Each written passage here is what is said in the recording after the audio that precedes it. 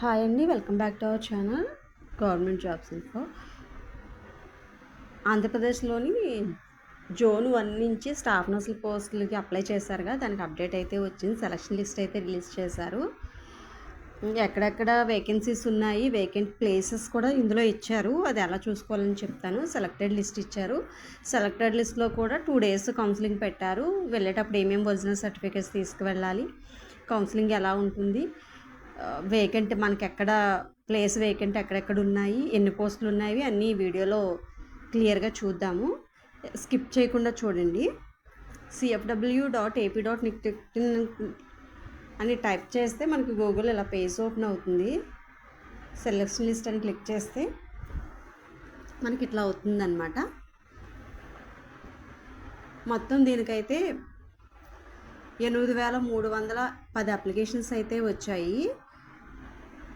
John 1వ తారీఖు నుంచి 17వ తారీఖు జనవరి 2025 వరకు అప్లికేషన్స్ అయితే తీసుకున్న అప్లికేషన్స్ స్క్రూటినిటీ చేశారు. తర్వాత ప్రొవిజనల్ లిస్ట్ పెట్టారు, తర్వాత అబ్జెక్షన్స్ తీసుకున్నారు, ఫైనల్ లిస్ట్ పెట్టారు, మళ్ళీ అబ్జెక్షన్స్ తీసుకున్నారు, revised final list, revised final, అట్లా చాలా అప్డేట్స్ అయితే ఇచ్చారు.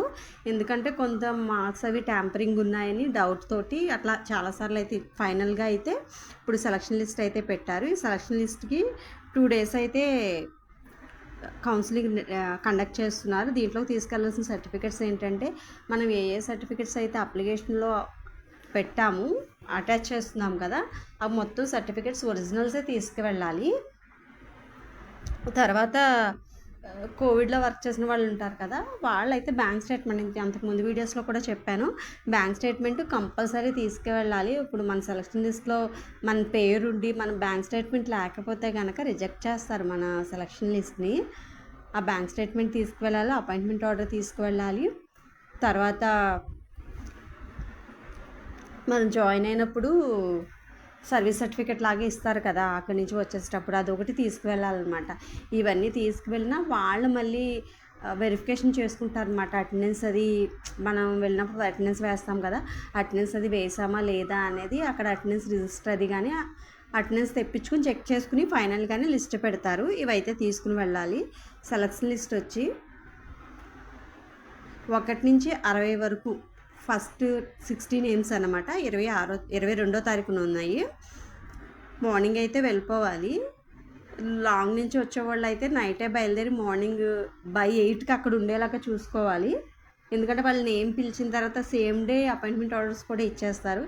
మనం అటెండ్ అవ్వకపోతే లూజ్ అయ్యే అవకాశం ఉంది. తర్వాత నెక్స్ట్ 60 నుంచి రిమైనింగ్ అన్నీ 23వ తారీఖున తీస్తున్నారనమాట. ఒకసారి సెలక్షన్ లిస్ట్ ఒకసారి చూద్దాము. ఇక్కడ మెరిట్ నెంబరు, నెక్స్ట్ వచ్చి అప్లికేషన్ నెంబర్ ఉంటుంది, సీరియల్ నెంబర్ ఫస్ట్ది, name, father name, male or female, caste, date of birth, age ఎంత వచ్చింది, మనం ఏం చదువుకున్నాము, ఏ ఇయర్లో పాస్ అయ్యాము, మ్యాక్సిమం మార్క్స్ ఎన్ని, మనకి టోటల్ మార్క్స్ మనకి ఎన్ని వచ్చినాయి, అక్కడ ఎన్ని సెక్యూర్ అయ్యాము, దానికి 100%కి క్యాలిక్యులేట్ చేస్తే ఎంత పర్సంటేజ్ వస్తుంది, ఫిజికలీ హ్యాండిక్యాప్డ్ ఏమన్నా ఉందా, స్పోర్ట్స్ కోటా ఉందా, ఎక్స్ సర్వీస్ మ్యాన్ ఏదన్నా ఉందా, లోకల్ ఆర్ నాన్ లోకల్. మన సర్వీస్ వచ్చి కోవిడ్, నాన్ కోవిడ్ అనమాట. కోవిడ్లో వర్క్ చేసిన వాళ్ళు ఏంటంటే వాళ్ళకి విడిగా ఇచ్చాడు మార్క్స్. 6 months వర్క్ చేస్తే 5 marks, 1 year వర్క్ చేస్తే 10 marks, 1.5 year వర్క్ చేస్తే 15 marks ఉంటుంది. వాళ్ళు పర్టికులర్గా చెప్పాను కదా, బ్యాంక్ స్టేట్మెంట్ అయితే చూపించాల్సి వస్తుంది. Service certificate plus appointment order కూడా ఇవ్వాలి. నాన్ కోవిడ్లో వర్క్ చేసే వాళ్ళకి అర్బన్లో అయితే 1 mark 6 monthsకి, రూరల్లో అయితే 2 marks, ట్రైబల్లో అయితే 2.5 marks ఉంటాయి. అవి మొత్తం క్యాల్కులేట్ చేస్తారు ఇక్కడ గ్రాండ్ టోటల్ అనమాట. మనకు వచ్చిన పర్సంటేజ్ని 75%కి తీసుకుంటారు. ఇయర్ ఆఫ్ పాస్ నుంచి 10 marks, సర్వీస్ మార్క్స్ 15, ఓవరాల్గా 100%. ఇక్కడ వచ్చి సైకిల్ అనమాట, ఇది రోస్టర్ పాయింట్ ఉంటుంది. తర్వాత బ్యాక్లాగ్ పోస్టా లేదా అనేది ఇక్కడ ఇచ్చాడు. తర్వాత ఏపీపీ అనమాట, దేన్ని బట్టి ఉందో అది ఇస్తాడు. ఇక్కడ రోస్టర్ పాయింట్ ప్రకారమే అనమాట. ఎంత 30% నాన్ లోకల్ తీస్తారు కదా, ఓపెన్ కేటగిరీ, నాన్ లోకల్ కాదు, ఓపెన్ కేటగిరీ, అట్లా ఇచ్చారు ఇక్కడ. నెక్స్ట్ వచ్చి 60 members కదా, 61 నుంచి 115 వరకు, 61 నుంచి 115 వరకు 23వ తారీఖున జరుగుతుంది కౌన్సిలింగ్. ఇదొచ్చి 115వ పేరు. ఇక్కడ విడివిడిగా ఇచ్చారన్నమాట సెలక్షన్ లిస్ట్, దేంట్లో ఎలా తీశారు అనేది మనకు డౌట్ వస్తుంది కదా, ఏ రాష్ట్ర పాయింట్లో తీశారు అనేది. బ్యాక్లాగ్ పోస్టులు అయితే 17 పోస్టులు ఉన్నాయి.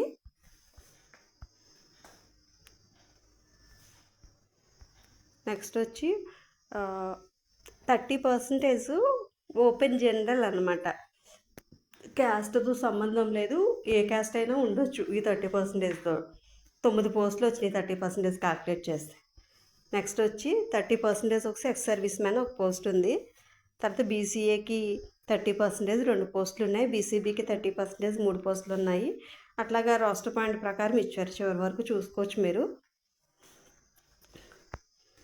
ఫస్ట్ దాంట్లో ఓసీ జనరల్ ఉన్న దాంట్లో నాన్ లోకల్ వాళ్ళు కూడా వస్తారనమాట. ఇవి మొత్తం చెక్ చేసుకోవచ్చు. డేట్స్ అయితే గుర్తుపెట్టుకోండి, 22, 23. ఇందులో అయితే సిఎఫ్డబ్ల్యూ వెబ్సైట్లో అయితే వేకెంట్ ప్లేస్లు ఎక్కడున్నాయి అనేది ఇవ్వలేదు. దీనికి వేరే సైట్ ఉంది, చెప్తాను. గూగుల్లోకి వెళ్ళి regional director of medical and health services Visakhapatnam అని టైప్ చేస్తే మనకి ఇట్లాగ ఒక పేజ్ డిస్ప్లే అవుద్ది. ఫ్రంట్ దాన్ని క్లిక్ చేస్తే ఇక్కడ ఇచ్చారు చూడండి, selection list of staff nurses zone 1 అని. ఫ్రంట్ది selection list of staff nurse మనం ఇప్పుడు ఇంతకు మనం ఆల్రెడీ చూసాం కదా అది. నెక్స్ట్ వచ్చి రోస్టర్ పాయింట్, అసలు ఎలా తీస్తున్నారు, ఏ రోస్టర్ పాయింట్లో తీస్తున్నారు అనేది ఇక్కడ ఉంటుంది. అండ్ నెక్స్ట్ వచ్చి వేకెంట్ పోస్టులు, ఇది ఇంపార్టెంట్. డౌన్లోడ్ చేసుకుని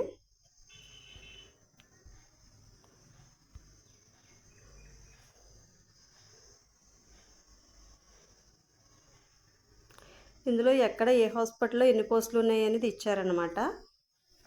ఇది మనకు ఐడియా ఉంటే మనం మన మెరిట్ నెంబర్ని బట్టి వచ్చే అవకాశం ఉంటుంది. మనం ముందు క్లిక్ చేసుకోవచ్చు. అంతకుముందు అయితే ఇట్లా డిస్ప్లే చేసేవారు కాదు, అక్కడికి వెళ్ళిన తర్వాతే తెలిసేది. ఇది ఒక ప్రింట్అవుట్ పెట్టుకుంటే కౌన్సిలింగ్ టైంలో ఎవరెవరు ఏ ప్లేస్ తీసుకున్నారు అనేది మైక్లో అనౌన్స్ చేస్తారు. ఒకవేళ ఆ ప్లేస్ అయిపోయిందంటే టిక్ పెట్టేసుకోండి. అప్పుడు రిమైనింగ్ ప్లేసెస్ మన దాకా వచ్చేసరికి ఏమేమి ప్లేసెస్ ఉన్నాయనేది తెలుస్తుంది. ఉన్న వాటిలో ది బెస్ట్ సెలెక్ట్ చేసుకోవడానికి ఉంటుంది. చూడండి, ఇక్కడ బాతువా శ్రీకాకుళం డిస్టిక్ వేకెంట్ ఒకటి ఉంది, డిపిహెచ్ఎఫ్డబ్ల్యూ. నెక్స్ట్ వచ్చి బోరు బాడ్రా, ఇట్లా అన్నమాట. ఏపీవీపీలోన ఎక్కడెక్కడ ఉన్నాయి అనేది కొన్ని డిపిహెచ్డబ్ల్యూలో ఉన్నాయి, తర్వాత కొన్ని ఏపీవీపీలో ఉన్నాయి. డిఎంఈ అంటే మెడికల్ కాలేజ్ వస్తుంది. మొత్తం 54 వేకెంట్ ప్లేసెస్ అయితే ఉన్నాయి. ఒక్కొక్క దాంట్లో 2 AC, ఒక దాంట్లో 3 AC, ఒక దాంట్లో 16 ఏపీ హాస్పిటల్స్ అంటే ఏరియా హాస్పిటల్స్ ఉంటాయి. సిహెచ్సిలో ఏరియా హాస్పిటల్, వాటికి కొంచెం ఎక్కువ పోస్టులు ఉంటాయి అన్నమాట. దీన్ని బట్టి లిస్ట్ పెట్టుకుని అయిపోయిన నేమ్స్ అన్ని టిక్ పెట్టేసుకుంటే రిమైనింగ్ ఏమున్నాయో మనకు అర్థమవుతుంది. దాన్ని బట్టి మనం సెలెక్ట్ చేసుకోవచ్చు.